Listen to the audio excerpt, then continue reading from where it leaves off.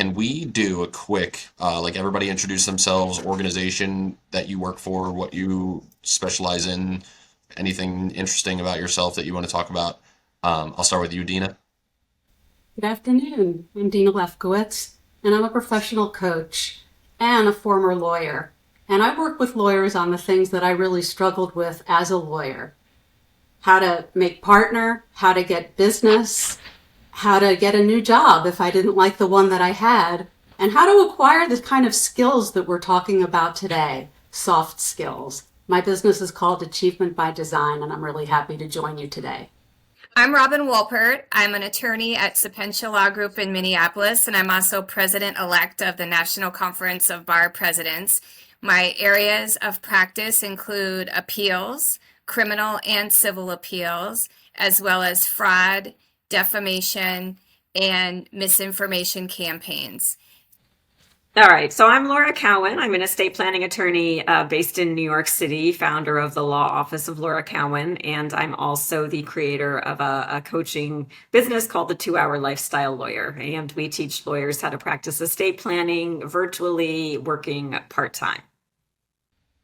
I would like to get your personal background because I do feel like people's personal background informs like where they end up in life. So what were some of the biggest challenges that you guys personally faced over the years that that sort of brought you to this work in balancing work and life as a practicing attorney?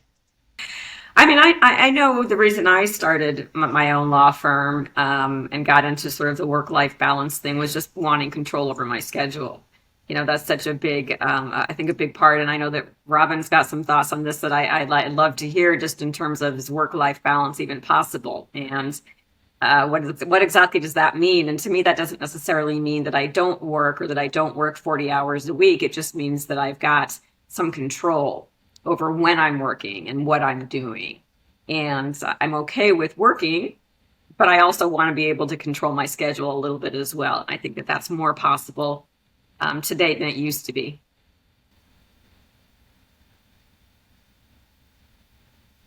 Overwork making me sick, and I landed flat on my back for 4 weeks because I got up from my desk at my law firm job one day and I couldn't stand up straight.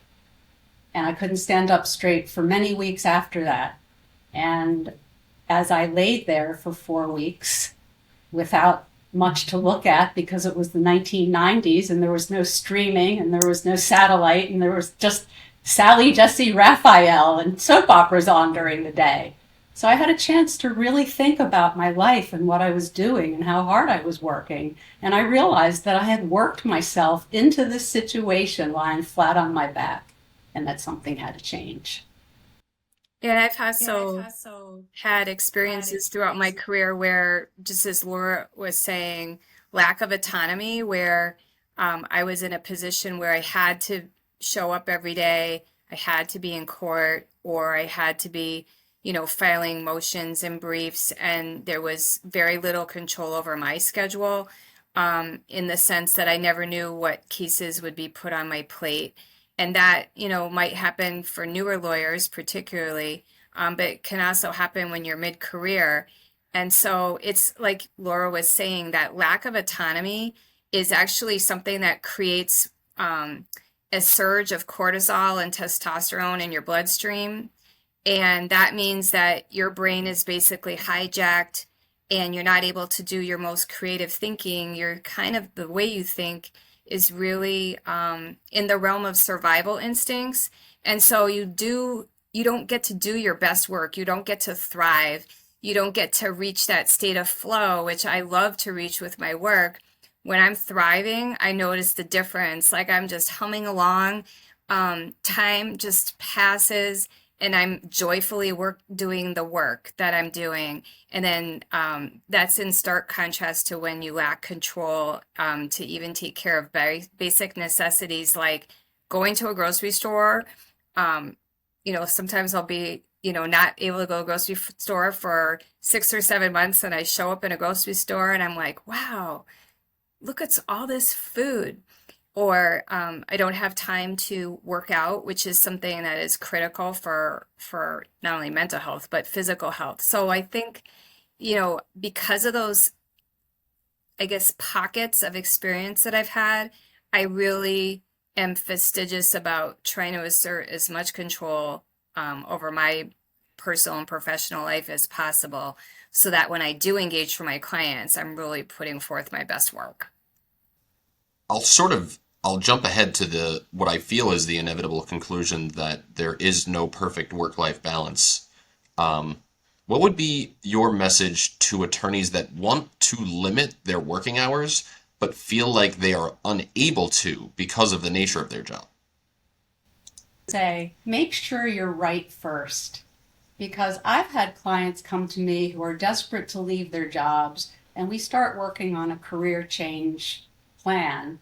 But my idea is always to do dual tracks. So let's try to make where you are right now as good as it can be while we're looking for this other thing. And I've had people completely revitalize their jobs just by taking a few steps. Like I worked with a divorce lawyer who was working all the time until 10 o'clock at night. Her boss would drop things on her desk and she would hustle to finish them, and then she would finish the things she was doing, and she never had time to do anything else.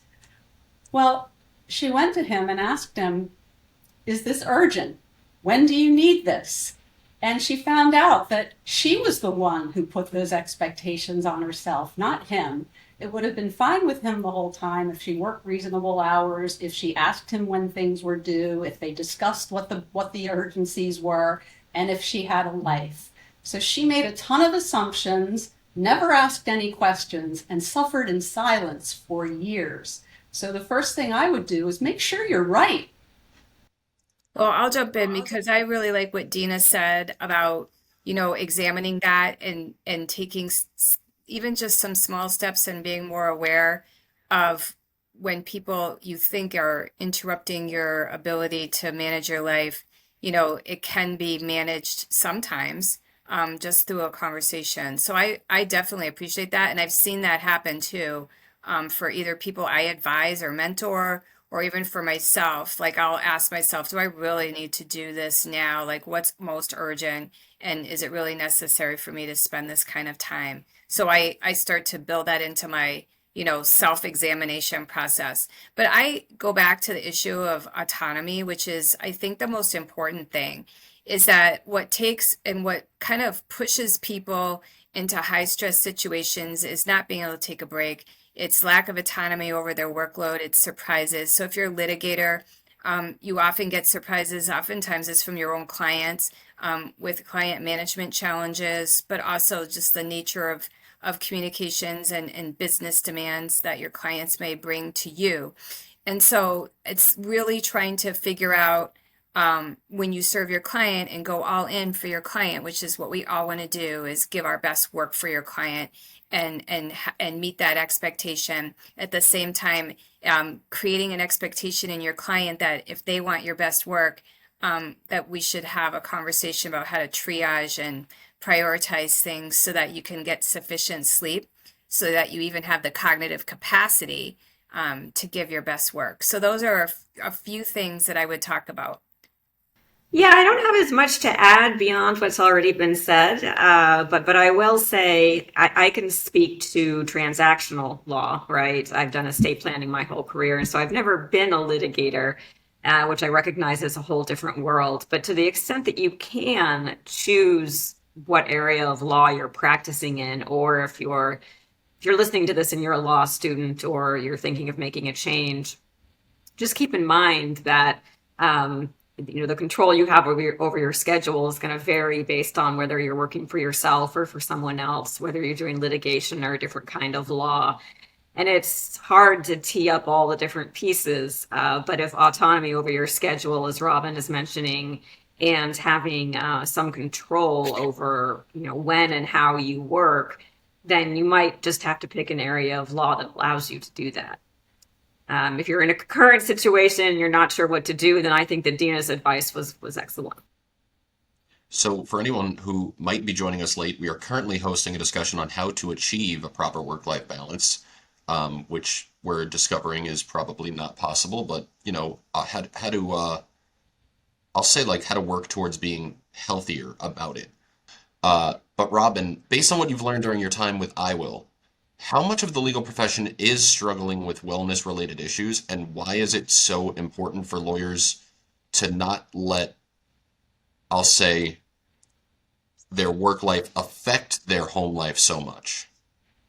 Yeah.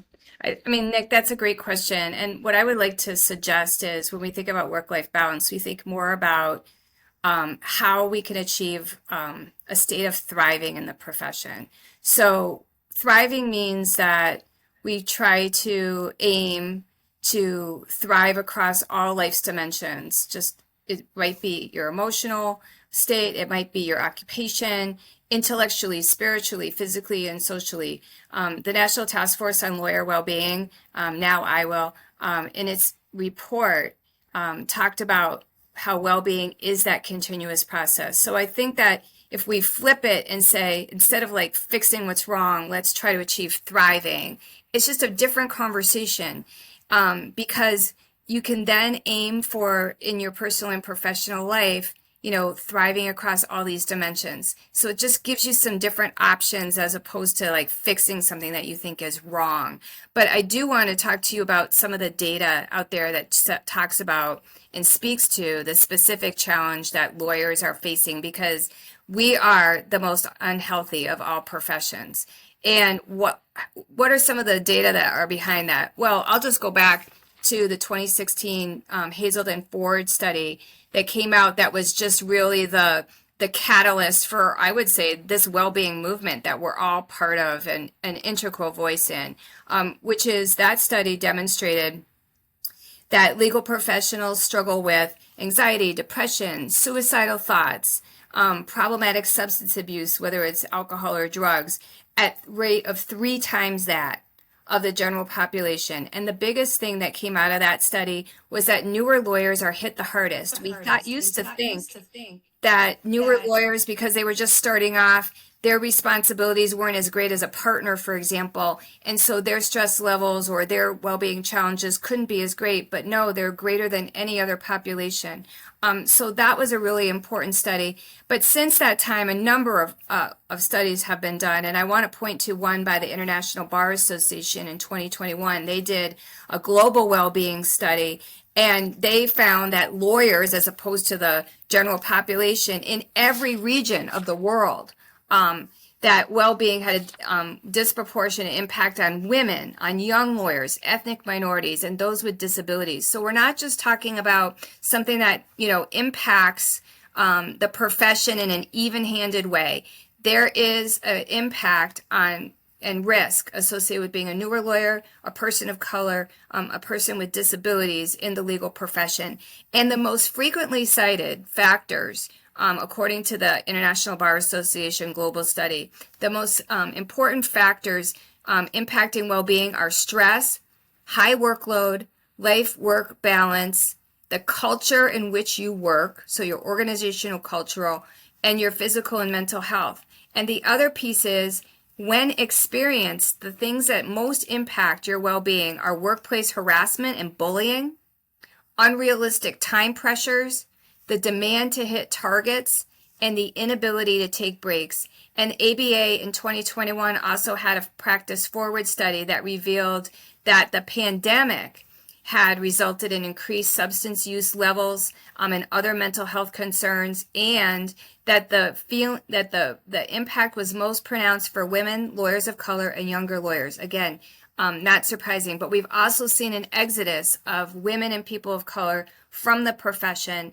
And so this doesn't just impact like one person, it has a profession-wide impact on certain populations. And so that's why it's urgent that we not just take care of ourselves, but that we take care of other people, and we participate in, bar association initiatives, initiatives by Institute for Wellbeing and Law and others, so that we can collectively mitigate that impact that is disproportionately hurting our profession in terms of women of color and newer lawyers and people with disabilities. So I'll stop there, Nick, and see if you have any other questions. But I did want to emphasize that the significant impact here on the profession and the crisis that we have in terms of well-being. So this isn't just, we're having a podcast about well-being, but it's probably the most important issue facing our profession right now, because it's just not only an individual level issue, but a global issue, not just even in the United States.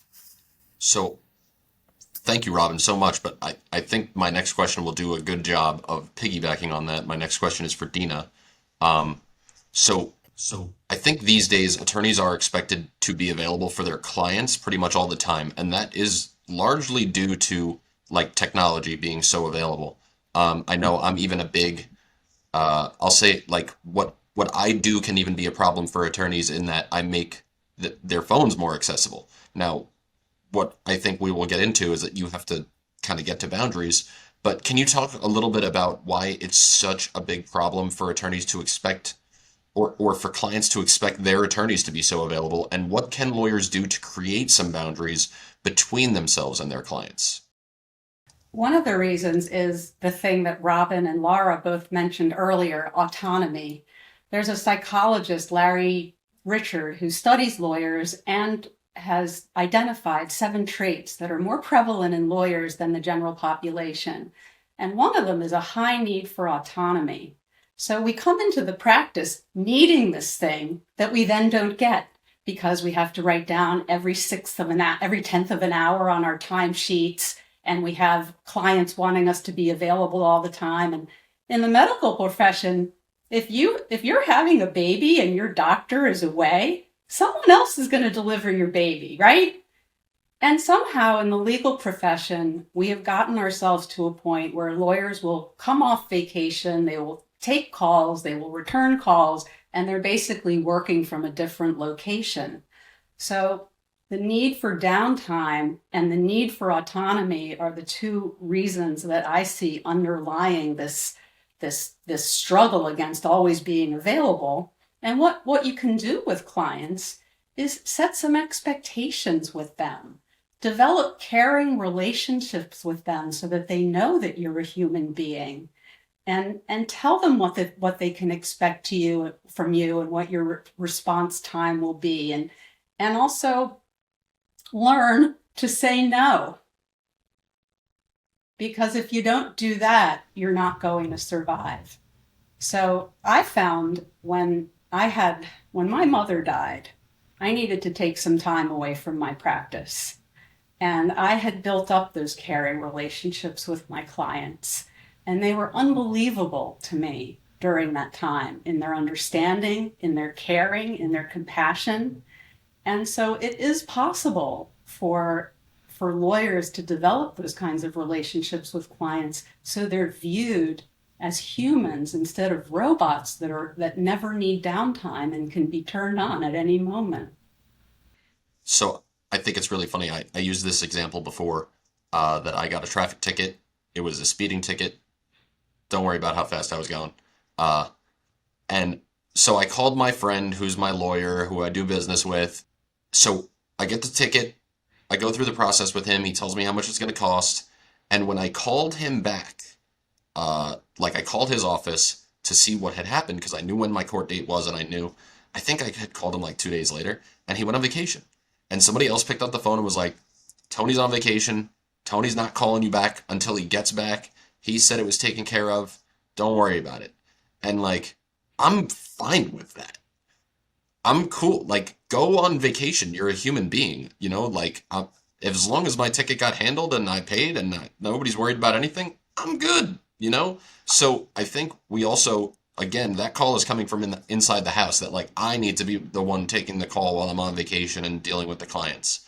So my next question, I'm sorry for talking so much, is for Laura. Understandably, finding clients and marketing to clients can take up a significant amount of time for attorneys, and attorneys didn't go to school to be marketers.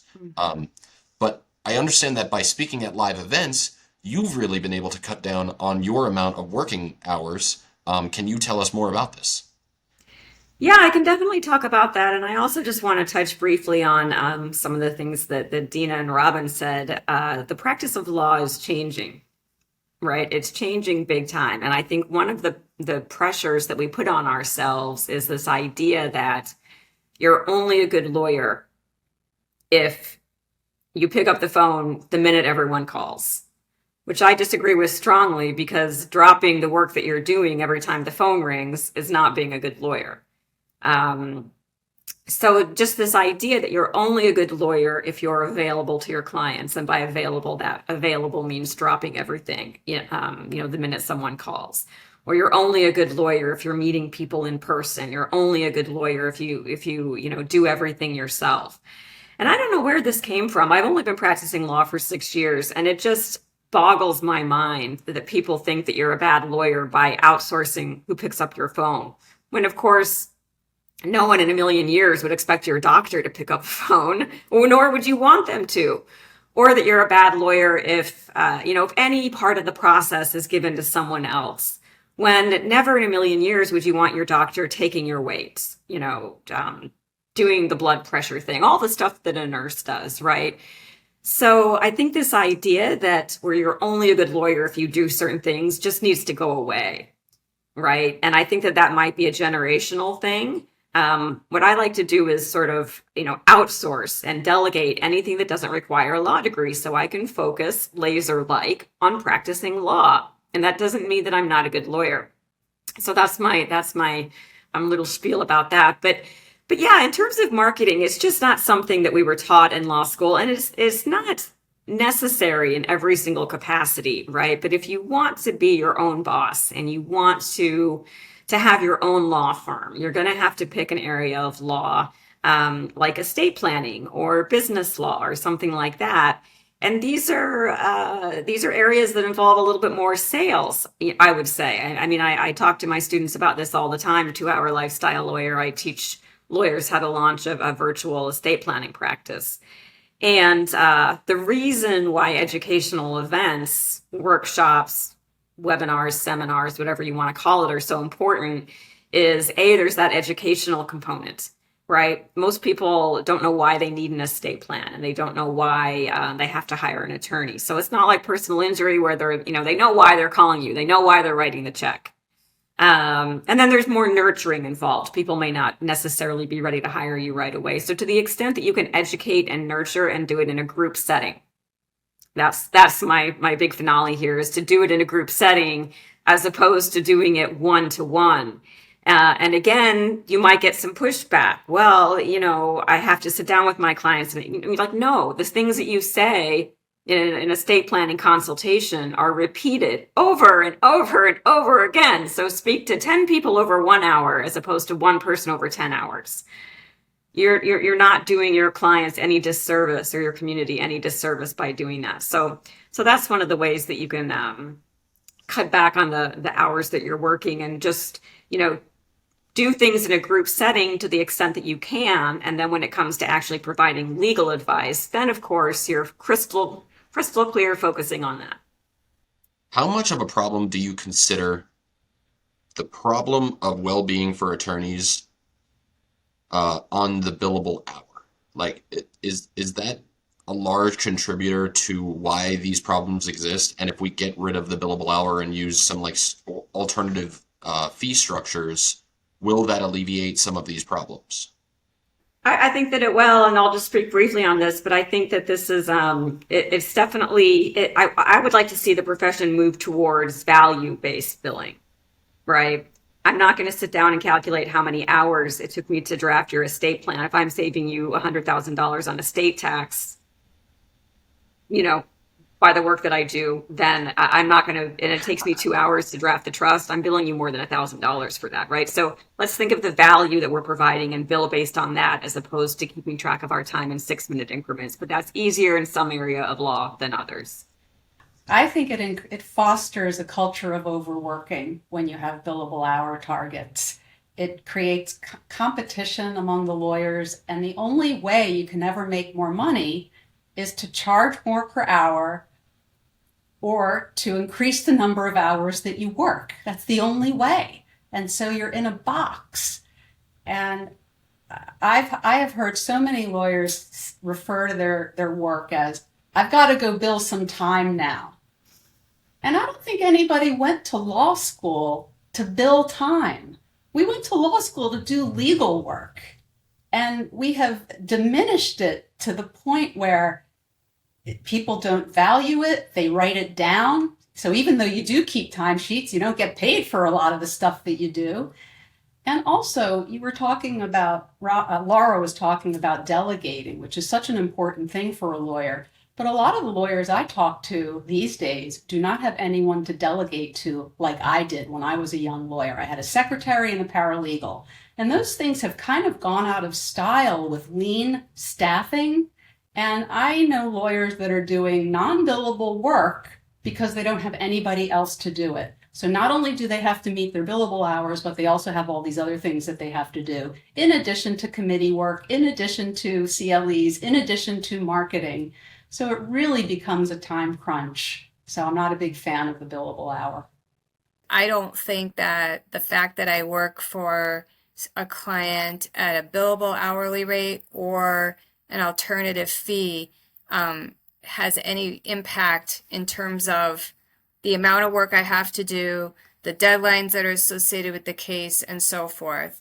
I think that what Dena and Laura are talking about are the billable hour requirements or the inability to delegate and get coverage and things like that. But when you're in the trenches working for a client, you're not necessarily trying to meet you're meeting these deadlines, but you're not thinking, oh, I'm on an alternative fee arrangement, so that's going to impact what I do and how much I do. It doesn't work that way.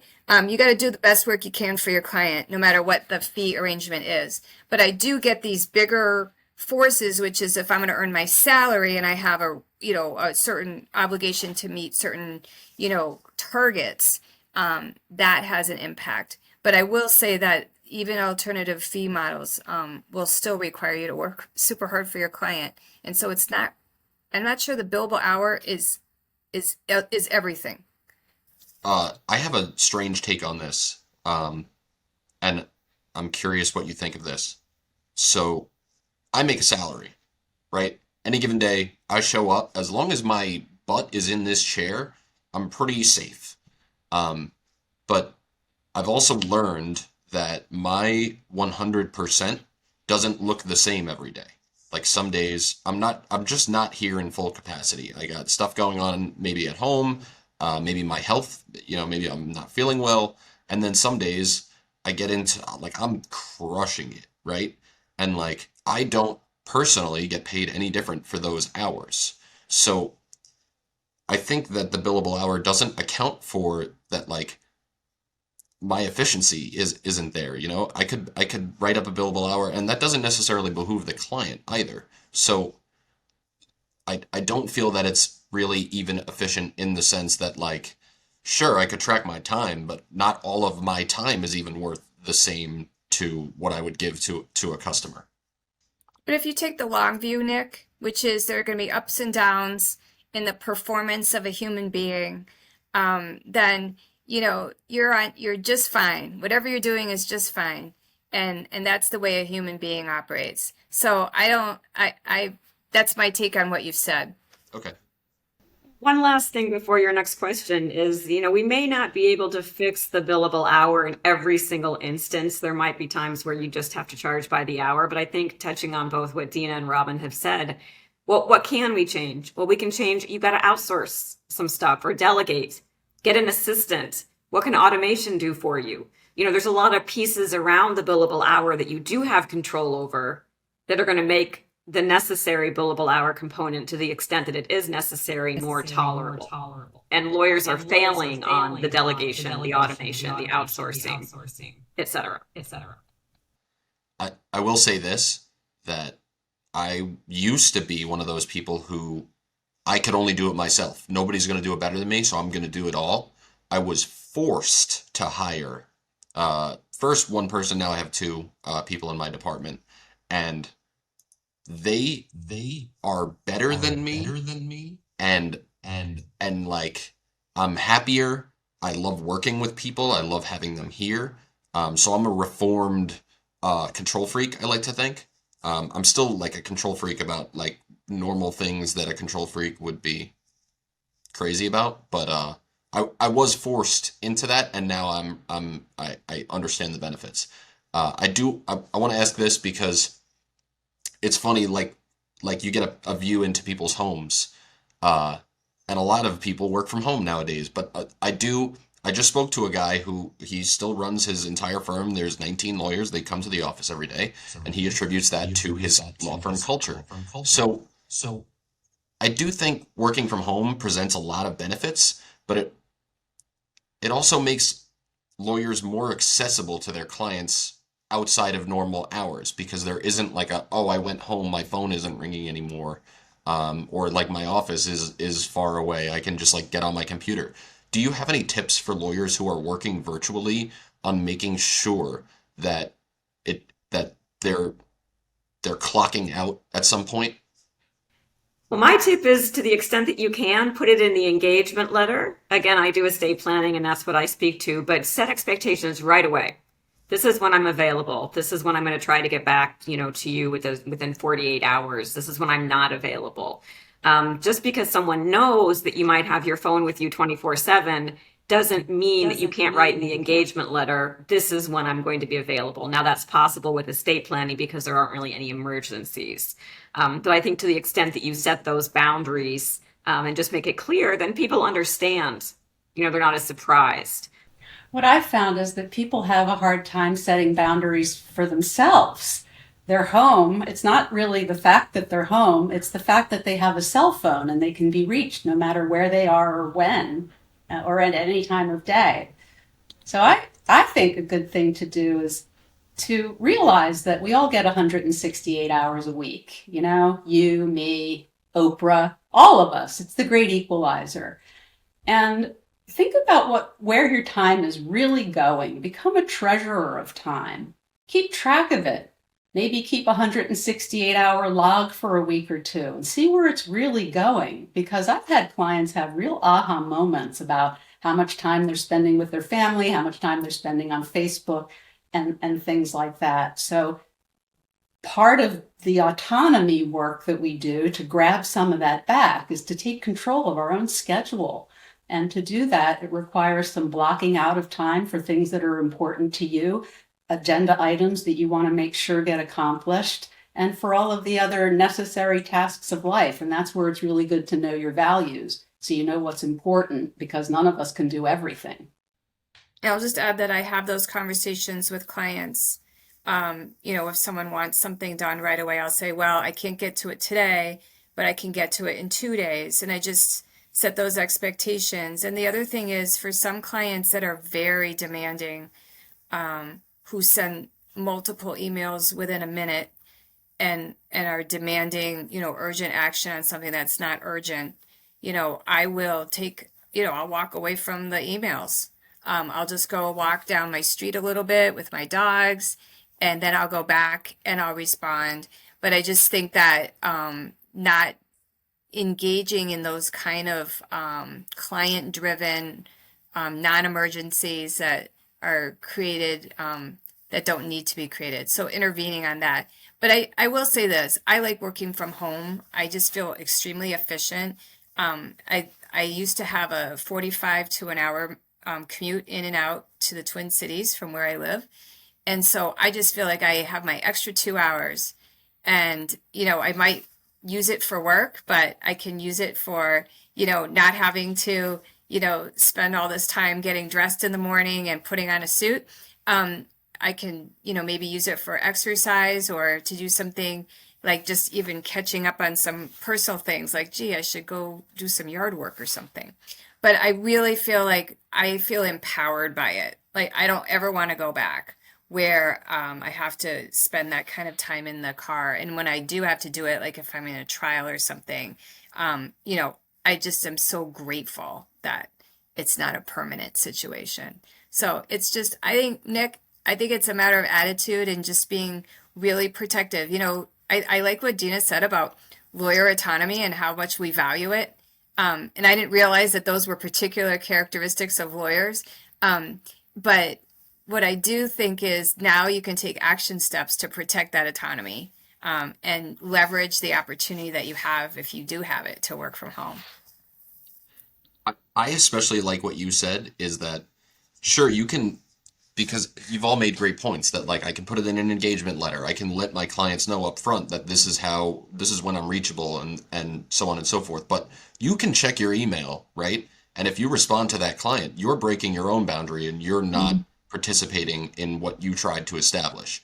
And that was something that I had to learn was like I'll go home and oh yeah, my email is right here and I'll respond to emails. I'll respond to texts. I'll respond to people calling me. I used to be in sales and I would give out my cell phone number because I was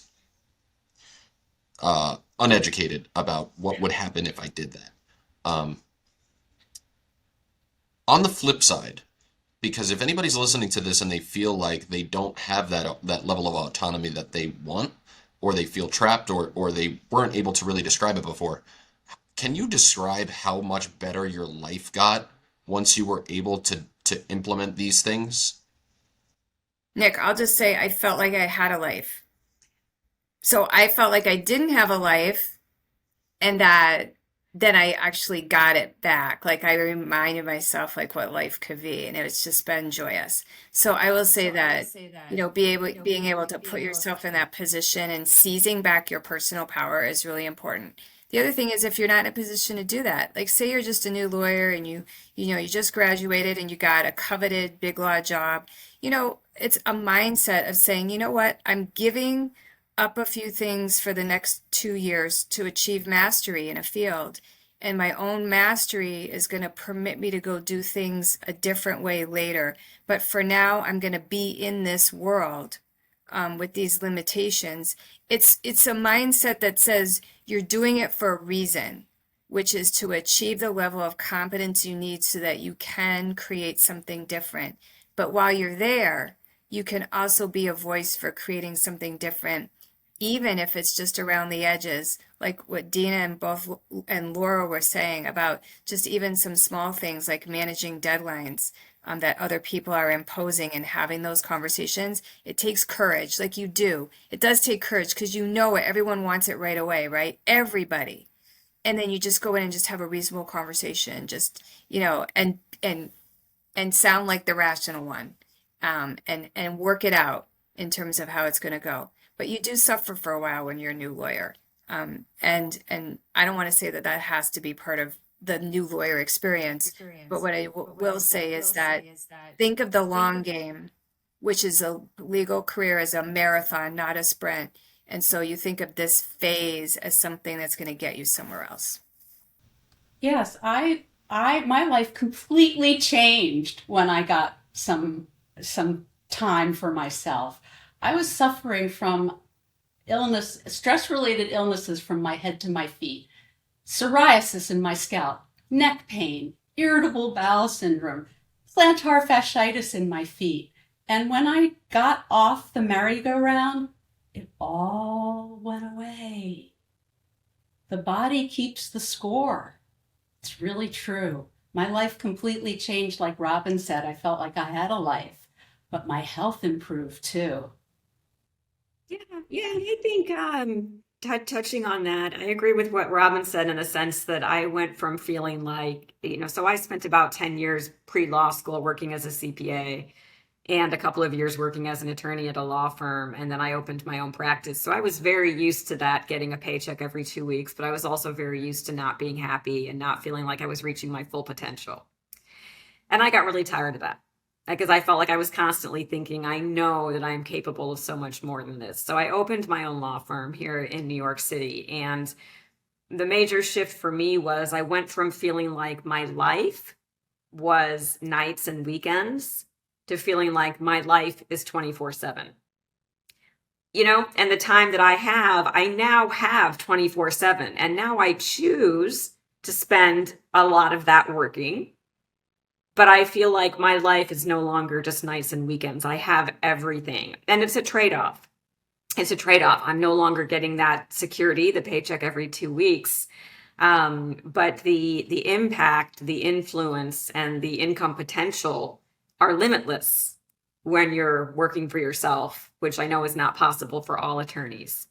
But I now feel like I have 24/7, and I spend a lot of it working. But this is a better fit for me. I think there's really interesting possibilities. I've been talking about AI so much that I almost don't want to talk about it.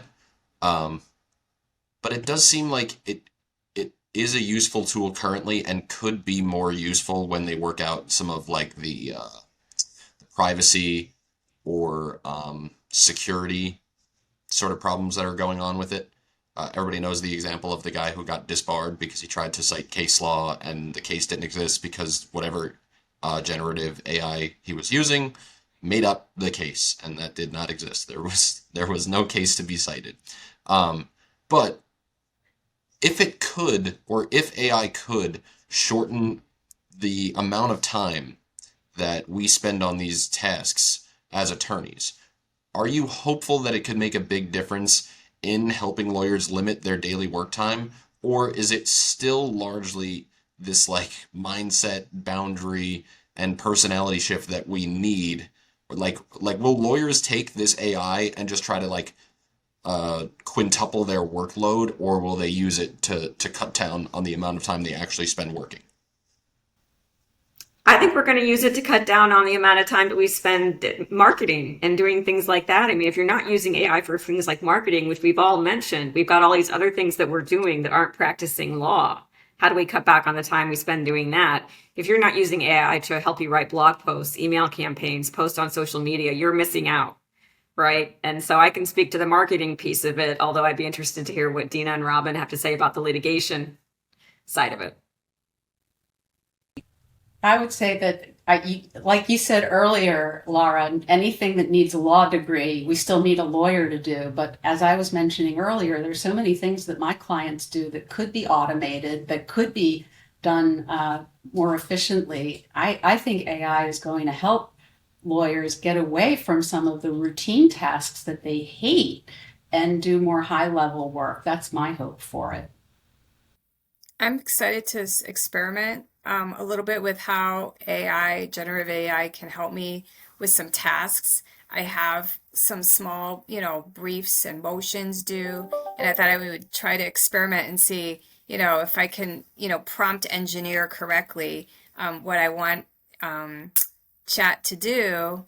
I want to see what happens because it could save time, and might be able to be better myself at how to ask it how to make the queries more appropriate and tailored so I actually get the results I want. Of course, it all has to be checked. I mean, I'm not going to fall for that trap that, so can't do that. That would be quite unethical.